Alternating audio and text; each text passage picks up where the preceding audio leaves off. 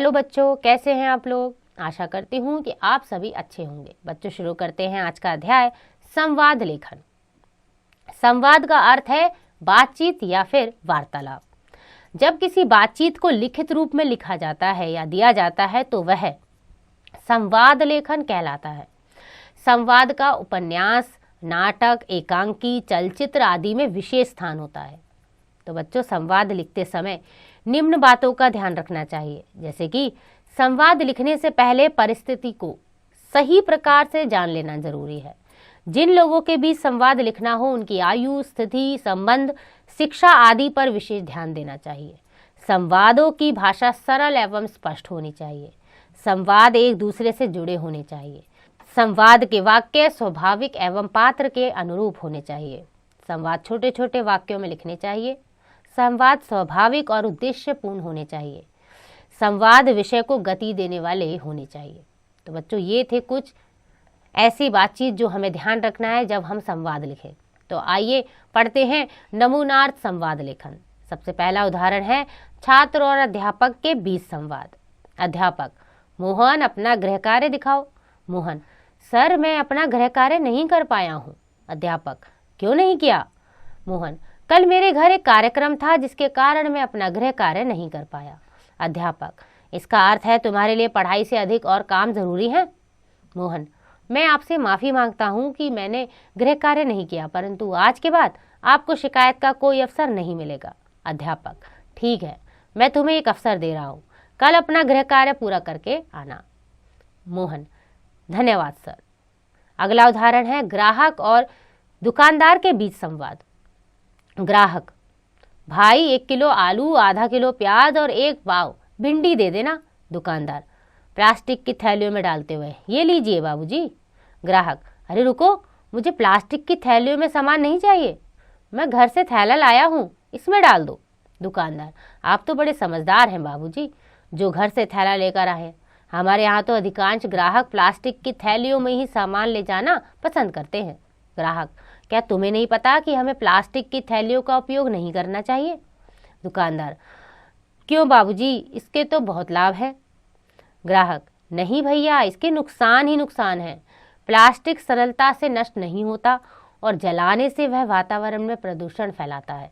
इसी कारण कई राज्य सरकारों ने प्लास्टिक की थैलियों के प्रयोग पर रोक लगा दी है। दुकानदार: बाबूजी, अगर आपके समान भारत का प्रत्येक नागरिक जागरूक हो जाए और प्लास्टिक की थैलियों का उपयोग ना करे तो प्रदूषण काफी हद तक कम हो सकता है। हम भी आज से प्लास्टिक की थैलियों का प्रयोग नहीं करेंगे। आइए पढ़ते हैं अगला उदाहरण 2 सहेलियों के बीच संवाद। दया: मनुष्य कितना क्रूर बन गया है, वह पेड़ पौधों को काटता जा रहा है। पेड़ पौधों पर ही तो पक्षी रहने के लिए घोंसले बनाते हैं। मुक्ति कहती है, खेती के लिए अधिक भूमि चाहिए, इसलिए मनुष्य जंगलों को काटकर उन्हें खेतों में बदल रहा है। दया: आदमी पहले भी तो थे और आज भी हैं, फिर खेती के लिए जंगलों को काटने की आवश्यकता क्यों हुई? मुक्ति: इसका कारण लगातार बढ़ती हुई जनसंख्या है। बढ़ी हुई आबादी के लिए अधिक अनाज चाहिए, अधिक अनाज उगाने के लिए अधिक खेत चाहिए। दया: पेड़ पौधे तो हमारे लिए बहुत उपयोगी हैं। मुक्ति: हाँ, हरे पेड़ पौधों से वायु शुद्ध होती है। पेड़ के सभी हिस्सों का किसी न किसी काम में प्रयोग होता है। दया: हमें पेड़ पौधों को बचाने के उपाय करने चाहिए। मुक्ति: हाँ, तुम सही कह रही हो, हमें पेड़ पौधों के संरक्षण के लिए कदम उठाने चाहिए। दया: हाँ मुक्ति, तुम ठीक कह रही हो, मैं भी इसमें तुम्हारे साथ हूँ। अगला संवाद है भाई बहन के बीच संवाद। ऋचा: भैया, मम्मी तो घर पर है नहीं, आज हम दोनों मिलकर ही घर की सफाई करते हैं, मम्मी बहुत खुश हो जाएगी। अरुण: हाँ, ऐसी सफाई करेंगे कि मम्मी खुश होकर हमें इनाम देगी। ऋचा: भैया, आप ये बिस्तर उठा दो, मैं झाड़ू पोछा कर देती हूँ। अरुण: ठीक है, मगर ध्यान से करना। ऋचा: आप चिंता मत करो, मेरा इरादा तो आज बहुत अच्छे से सफाई करने का है। अरुण: कुछ टूटने की आवाज सुनकर, क्या तोड़ा? ऋचा: भैया जल्दी आओ, मम्मी पापा का फोटो फ्रेम गिरकर टूट गया। अरुण: अब टूट गया तो टूट गया, लाओ मैं साफ कर देता हूँ। ऋचा: आज तो मम्मी पापा से खूब डांट पड़ेगी। अरुण: नहीं, हम अपनी गलती मान लेंगे, गलती मानने वालों को सभी माफ कर देते हैं। ऋचा: हाँ भैया, आप ठीक कहते हो। अरुण कहता है चलो अब ध्यानपूर्वक सफाई करते हैं। अगला निबंध है बच्चों अभिमन्यु और युधिष्ठिर के बीच संवाद। अभिमन्यु, महाराज की जय हो। युधिष्ठिर, आओ वत्स। अभिमन्यु, महाराज आप इस प्रकार सोच में क्यों बैठे हैं, युद्ध के क्या समाचार हैं? युधिष्ठिर, समाचार अच्छे नहीं हैं वत्स, परंतु तुम क्यों चिंता करते हो, हम लोग तो हैं ही। अभिमन्यु, मुझे भी बताइए महाराज। युधिष्ठिर, वत्स आज जब अर्जुन यहाँ नहीं है तब कौरवों ने चक्रव्यूह की रचना की है और हमें युद्ध के लिए ललकारा है। अभिमन्यु, महाराज आपको चिंता करने की जरूरत नहीं है, मैं चक्रव्यूह तोड़ना जानता हूँ, अतः आप मुझे युद्ध में जाने की अनुमति दे।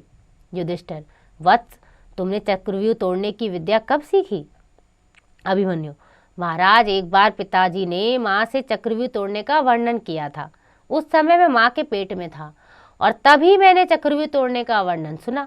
युधिष्ठिर, लेकिन तुम अभी बालक हो, हम तुम्हें लड़ाई में कैसे भेज सकते हैं? अभिमन्यु, महाराज मैं वीर पुत्र हूँ, शत्रु ललकारे और मैं बैठा रहूं, यह कैसे हो सकता है?